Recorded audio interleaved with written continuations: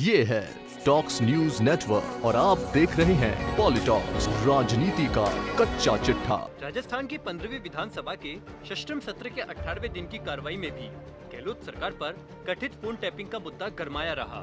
Phone tapping मुद्दे पर चर्चा के दौरान बुधवार को भी कई बार हंगामा हुआ और विधानसभा की कार्रवाई को स्थगित करना पड़ा।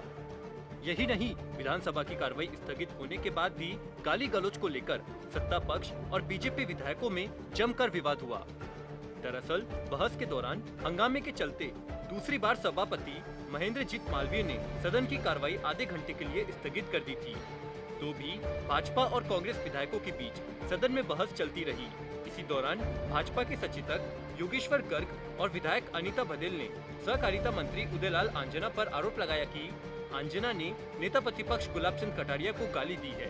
हालांकि भाजपा विधायकों के आरोपों पर मंत्री उदयलाल आंजना ने सफाई देते हुए कहा कि मैंने किसी को गाली नहीं दी, लेकिन हंगामे के बीच गुलाब चंद कटारिया उत्तेजित होकर आंजना से भिड़ गए। इस पर आंजना भी तेज में आ गए और दोनों ने एक दूसरे को देख लेने की धमकी भी दी। इस दौरान उपनेता प्रतिपक्ष राजेंद्र राठौड़ भी बोल पड़े कि सदन में मां बहन की गाली सुनने के लिए नहीं आए हैं, ये बर्दाश्त नहीं करेंगे। वहीं कांग्रेस विधायक रोहित बोरा ने यह कहते हुए मंत्री उदयलाल आंजना का बचाव किया कि आंजना ने किसी को गाली नहीं दी, लेकिन भाजपा विधायक इस बात को मानने को तैयार नहीं थे। इस पर तैश में आए आंजना गुस्से में भाजपा विधायकों की तरफ बढ़ने लगे तो तकनीकी शिक्षा मंत्री सुभाष गर्ग ने उन्हें पकड़ा और जबरदस्ती बाहर ले गए।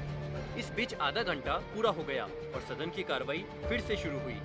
इस दौरान स्पीकर जोशी ने कहा कि मुझे बताया गया कि उदयलाल आंजना जी और कटारिया जी के बीच बहस हुई है।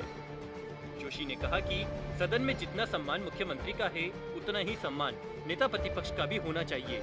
इसके बाद स्पीकर जोशी ने कटारिया से मामले को खत्म करने की अपील की और विवाद खत्म हो गया और फिर से विधानसभा में अनुदान मांगों पर बहस शुरू हुई। विवाद के शांत होने के बाद सहकारिता मंत्री उदयलाल आंजना ने बड़े विनम्र भाव से कहा कि गुलाब चंद कटारिया जी का मैं बड़े भाई की तरह सम्मान करता हूँ। वे हमारे मेवाड़ के बड़े नेता हैं। मैं उन्हें गाली देने की बात सोच ही नहीं सकता। गाली देना तो मेरे नेचर में है ही नहीं। मैं तो केवल कटारिया जी को समझा रहा था और फिर चला गया। बाद में पीछे से भाजपा की अंदरूनी गुटबाजी की वजह से इसे मुद्दा बनाया गया और मुझे बदनाम करने के लिए कटारिया जी को गाली देने का आरोप लगाया गया।